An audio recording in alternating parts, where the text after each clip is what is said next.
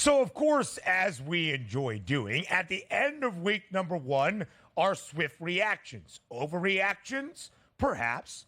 But it's a fun time of year in the National Football League. Ranieri, as we look back on Monday Night Football in Santa Clara, the San Francisco 49ers, even without the best offensive player in football, Christian McCaffrey, still looking darn good on both sides of that equation. Jordan Mason has a career night in his very first career start, 28 carries, 147 yards, and a rushing score. Brock Purdy did not throw a touchdown, but still looked very efficient. San Francisco put up 32 points, won by 2 touchdowns, and covered as a 3.5-point home favorite with making 6 field goals and not being able to pay off a couple of scoring drives. By the way, Jake Moody now in his second year, a perfect 6 for 6, including a 53-yarder as his longest. That is why you draft a kicker in the 3rd round, or at least if you do, he better make good on that price. So let's start with San Francisco, a team that entered this year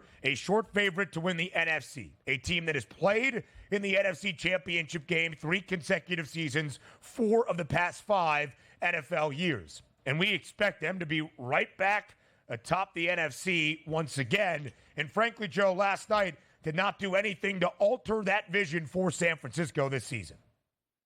Absolutely nothing. In fact, I mean, there's a ton of turnover on that defensive side of the ball, and you weren't quite sure what you were going to get from them. And the Jets, being at least had been a very good rushing team with Breece Hall and company in the back, you were wondering, all right, well, let's see what this new look defense of the 49ers is going to have here. We know offensively you're going to get exactly what we got for them, but the questions were defensively. They struggled against really good running teams last year, but that wasn't a problem in week one here, Ben. No. They seem to have been, kind of like I would say week 3 or 4 kind of conditioning where the Jets look like they are coming out of training camp, to be completely honest with you.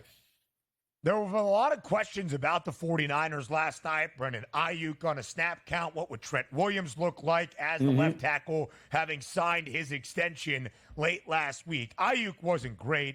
2 grabs for 28 yards, but Trent Williams was out there the entirety of the game. Had to go back to the locker room a few times and get an IV to stay hydrated and in shape. But really no concern for San Francisco. One of the underrated storylines of yesterday that, hand up, I did not even realize, Leonard Floyd, now on the defensive line for San Francisco, who last year played against Aaron Rodgers in the Jets in the Monday night opener in Buffalo and was the guy to sack Aaron Rodgers that led to the injury and the torn Achilles, was the only guy to record a sack last night for the 49ers. That was part of what you mentioned, Joe, for Gang Green. An offensive line that has caused some worry in New York was actually pretty solid in protecting Aaron Rodgers last evening on a Monday night. So we expected San Francisco to be good.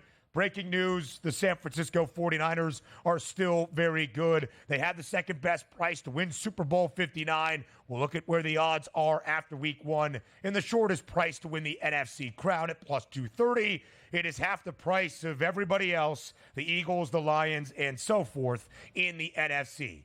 But of course, Joe, our main reaction to Monday Night Football was going to be the New York Jets. So much expectation, hope, and optimism the last 2 off seasons. It came to a quick conclusion last year with Aaron Rodgers being injured 4 plays into the year. But that same optimism followed this New York Jets franchise in the 2024 offseason.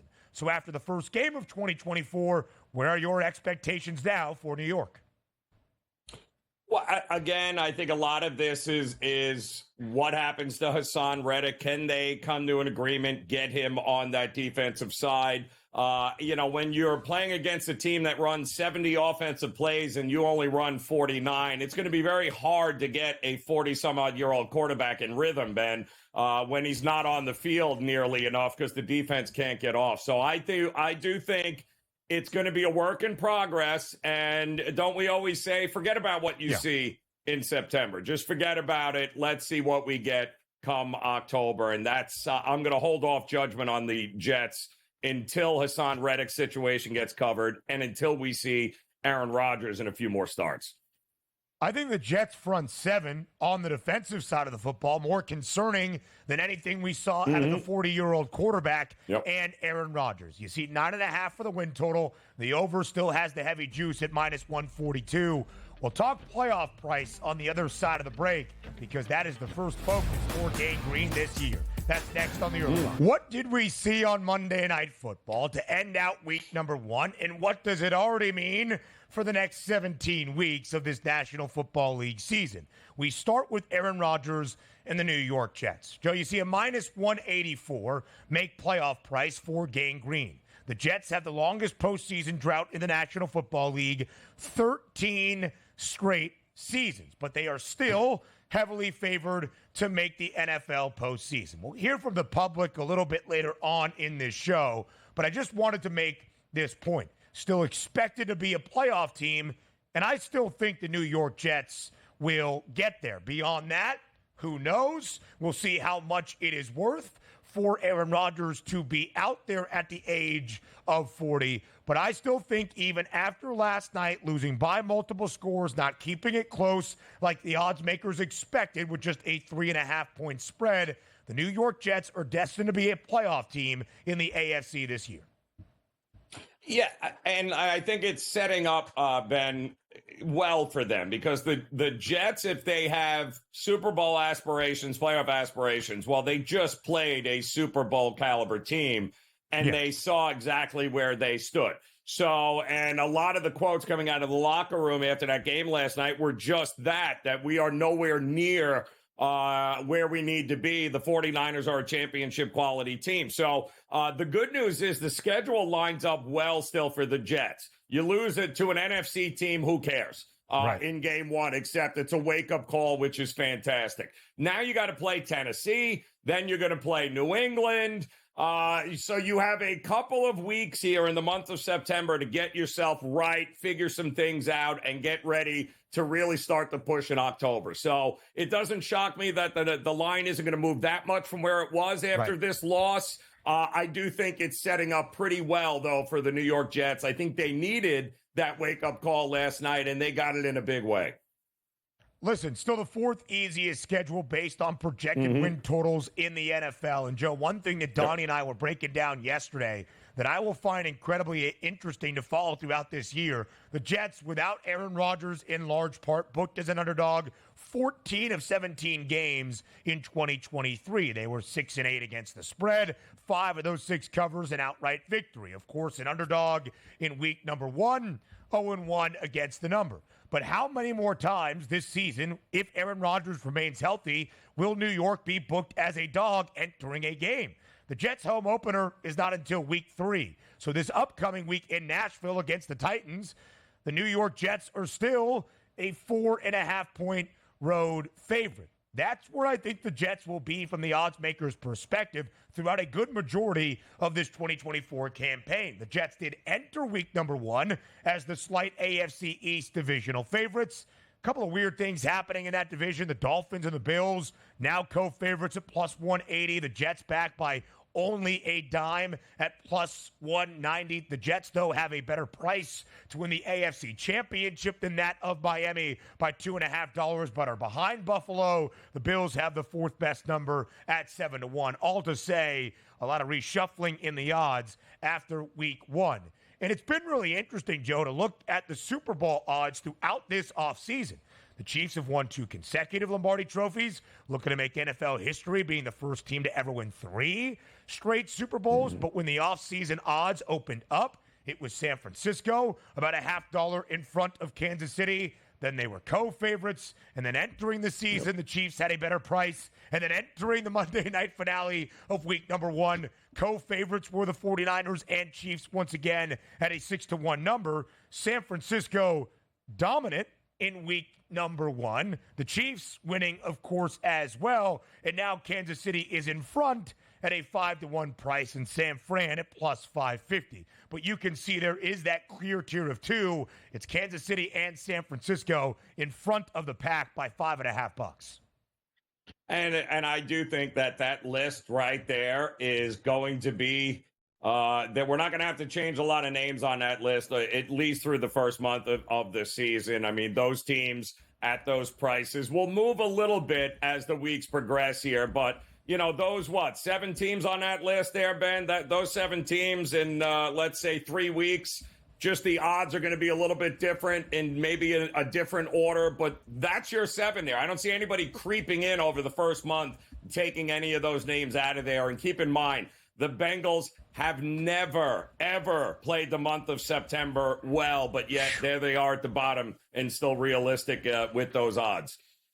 Yeah, listen. The Cincinnati Bengals, since playing in Super Bowl 56 in Los Angeles, have started the next 3 seasons losing their opener now all 3 years, and they have been a touchdown favorite at bare minimum, which means that the Bengals, who also then started all 3 of those years following that appearance in a Super Bowl, lost week number 2 and started winless 0-2, and that would seem to be the case, at least based on the odds for the marquee matchup Sunday afternoon in Arrowhead. The Chiefs and the Bengals, the rivalry renewed, with Kansas City booked as a 5.5-point home favorite. So, Joe, as we go elsewhere around not only just the AFC, but the Super Bowl odds as well, the Ravens moved back ever so slightly, losing by a touchdown in KC. But I do want to focus on the NFC, because you see only 2 other teams on this list of 7 for the changing market after week number 1. San Francisco, a dominant performance, and we expect to be that top team in the NFC once again. They are half the price of Philadelphia, plus 230 for the 49ers to win the NFC title. Philly is plus 470. They got to win week number 1 in a marquee primetime spot. It's Friday night over Green Bay. Detroit got a win week number 1 in overtime against the Rams in that marquee primetime spot. The Lions now plus 550. How far in front, Joe, if at all in your estimation, are the 49ers from the rest of the crowd in the NFC?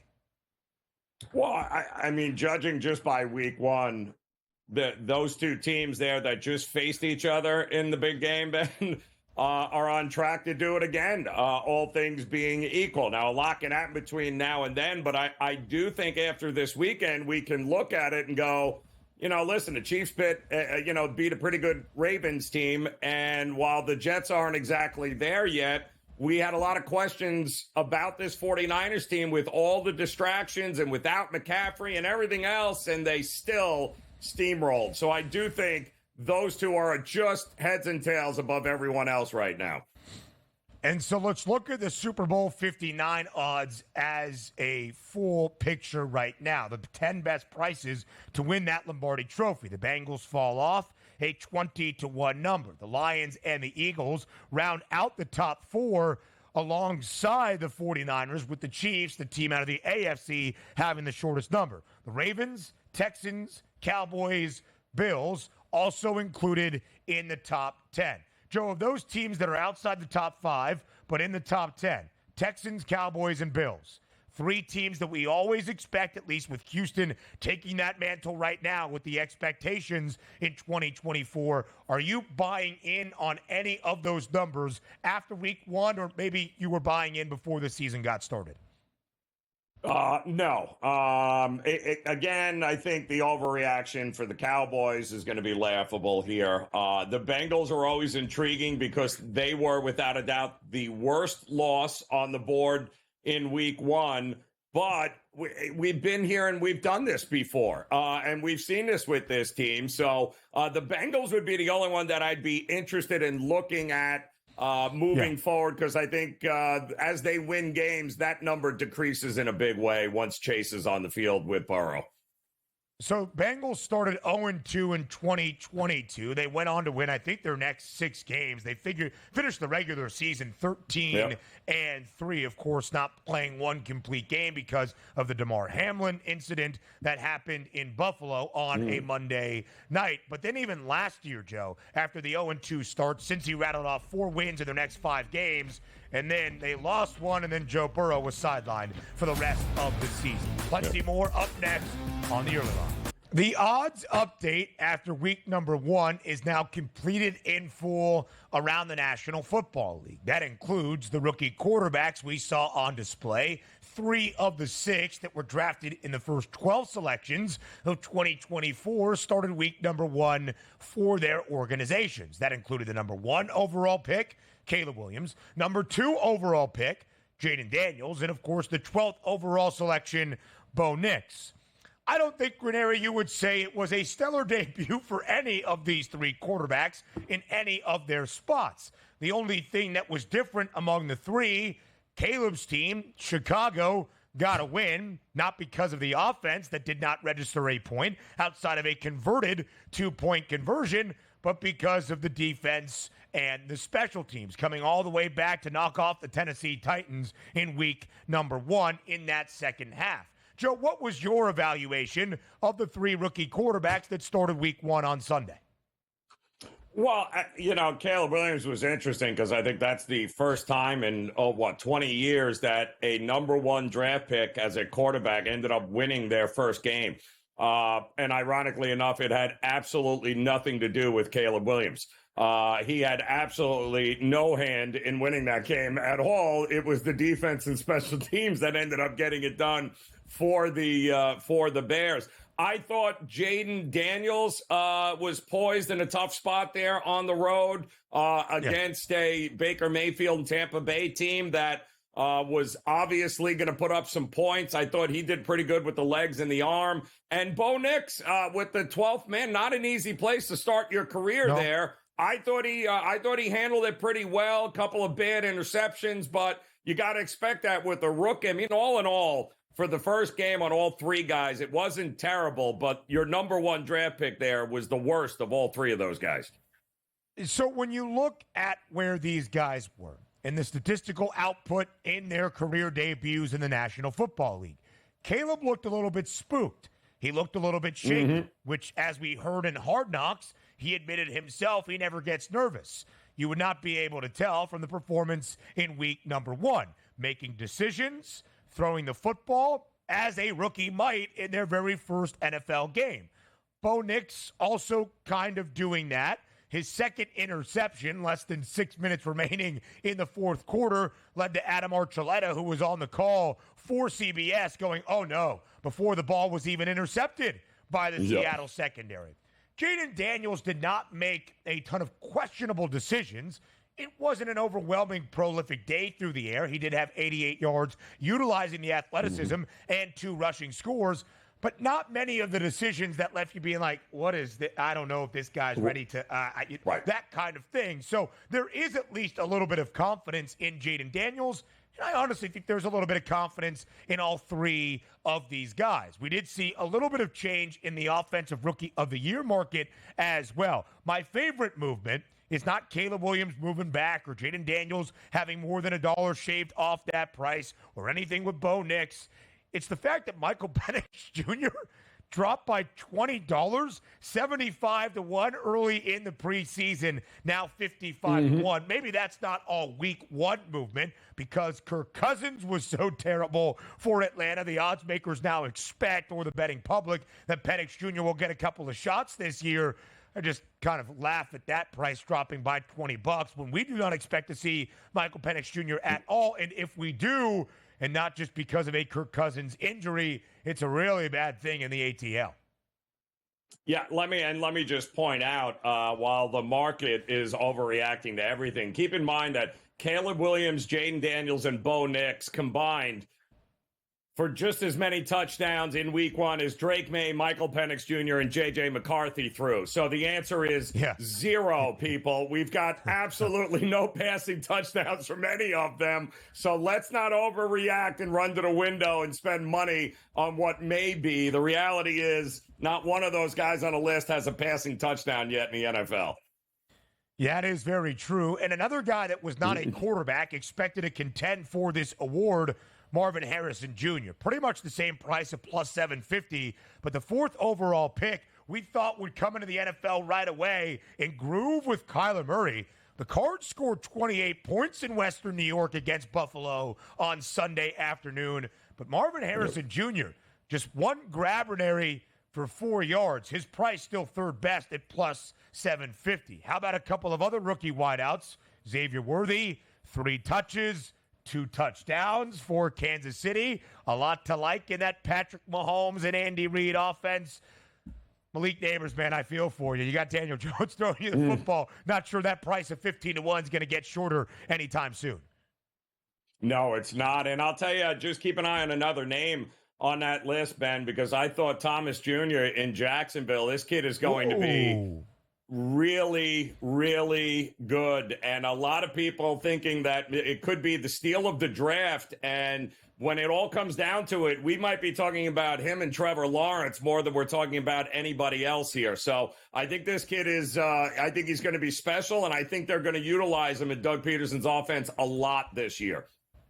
He looked really good on Sunday in his career debut, catching a touchdown when things were going well for the Jaguars in that opening half. The second half, Trevor Lawrence and the Jacksonville offense held scoreless. Tough day for Travis Etienne, who did have that costly fumble, but 4 targets, 4 grabs, 47 yards, a touchdown for the other wide receiver out of LSU drafted in the opening round, Brian Thomas Jr. And I will just say, we see the market movement in a positive way on Jaden Daniels, plus 470. 20 cents added on to the number for Caleb Williams. He was not good in his career debut for Chicago. But, Joe, the reason that I had Caleb Williams winning the Offensive Rookie of the Year award entering this season is because quarterbacks have a tough thing to win the Offensive Rookie of the Year hardware, because they normally get drafted early to a bad team where not much is expected.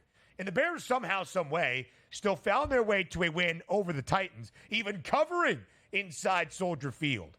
Pretty much to say that if your quarterback, as a rookie, can lead your team to overall success, a winning record, a playoff spot, it looks good in the Rookie of the Year hardware. The stats will need to be better, but the Bears' win total is still 8.5 in the over, still has the juice, a winning record expected.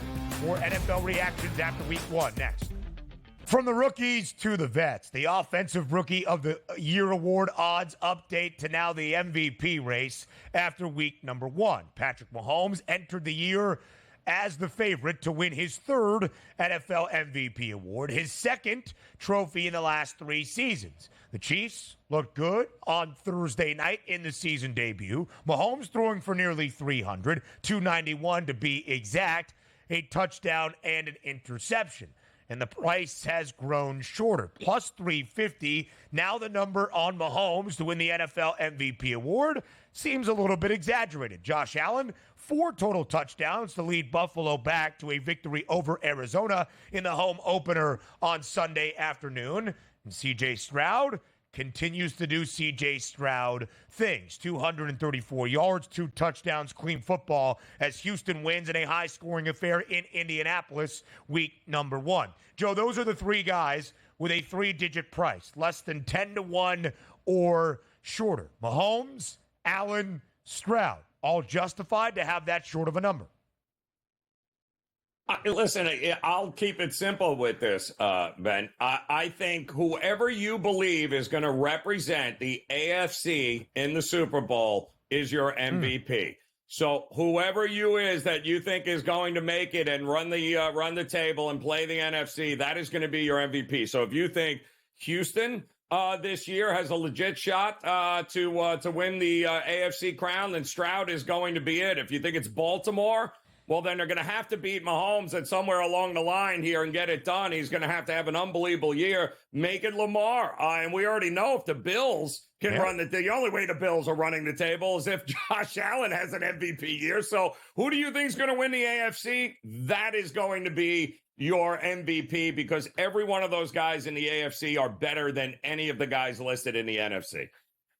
When you look at those prices right there, there are 3 or 4 quarterbacks, I should say, in the top 10 from the NFC. But the shortest number is Jalen Hurts, who looked a little bit shaky in Sao Paulo with 2 INTs. But of the, the 7 best prices, I guess there's a group at 16-1. But of those 7 first names that you see, Hurts is the only quarterback from the NFC. And then Purdy, who was alongside Jackson and Tagovailoa at a 16-1 number. Dak Prescott follows suit at 18-1. I still have a little bit of belief in Jared Goff at a 20-1 price, knowing the offensive numbers should be very good this year under Ben Johnson. I don't know why Mahomes is necessarily that short at plus 350. It wasn't like he was incredible by Mahomes' standard, and that is a standard that requires him surpassing it to win the NFL MVP award. Josh Allen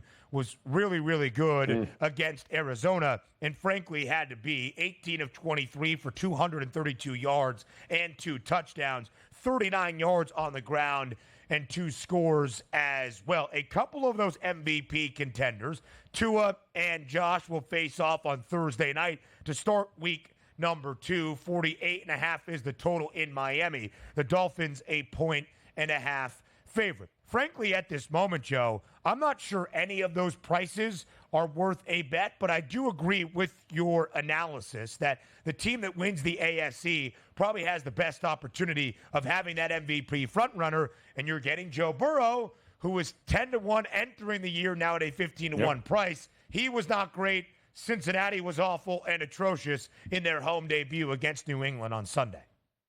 Yeah, not good. And I do think you'll have any one of those guys, I think, over the first 4 games, Ben, is probably going to take a step back. And I think that is when you probably want to jump in if you're going to be in this market. Wait until one of those quarterbacks has a bad game or the team loses, and then watch the overreaction in the marketplace. The only one that's not going to move is Mahomes, and we all know it, and with good reason. Yeah. And that's really the case, right? If you didn't bet one of these guys in the preseason, I don't know if you're gaining an odds advantage either from a longer number or a shorter price that makes you feel even more justified on your early season thought. We know C.J. Stroud is going to be in consideration at a point last year as he was already etching his name on the NFL Offensive Rookie of the Year award trophy in week 8 or 9. He was a part of the NFL MVP consideration. He looks really good. And again, one of the things about C.J. Stroud that was so impressive during his rookie season, how great care he took of the football. He had 5 interceptions in total, 3 of those coming in a single game. It took him 177 attempts to even throw his first interception. That was an NFL record. Hour 2 is up next on the Early Line.